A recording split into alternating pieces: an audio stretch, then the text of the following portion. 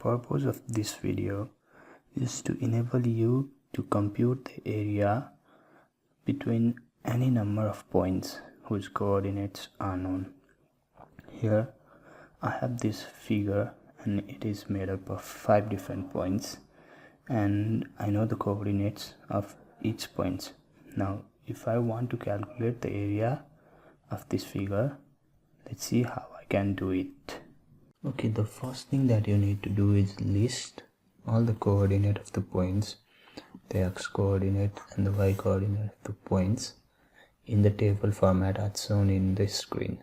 So this is my first point, this is my second, third, fourth, fifth point, and I'm finally gonna end with my first point. So my first point is gonna start this table and my first point is going to end this table.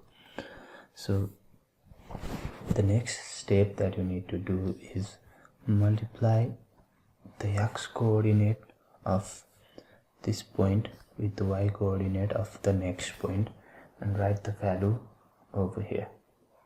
So the first part you are gonna leave it as a null or 0.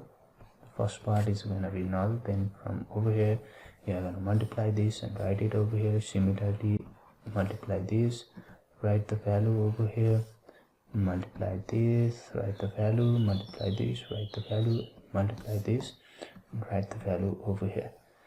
Now the next thing you need to do is you need to multiply the y coordinate of these points with the x coordinate of the next point.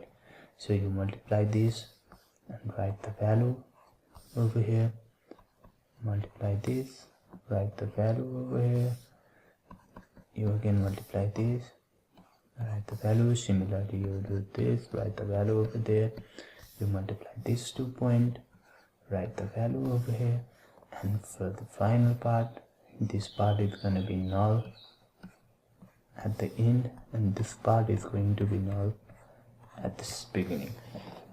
So the next step that you need to do is you need to sum all these points and write the value of the sum. This is sum A. Again you need to add all these points and write the value, which is sum B. The next step that you need to do is find the difference between sum A and sum B. So this is A minus B. So after you find the difference, you have to divide that difference by 2. So if you divide that difference by 2, you get a certain value over here, and this value gives me the area. So finally, let me check the area that I computed by such method with the area that is given in AutoCAD.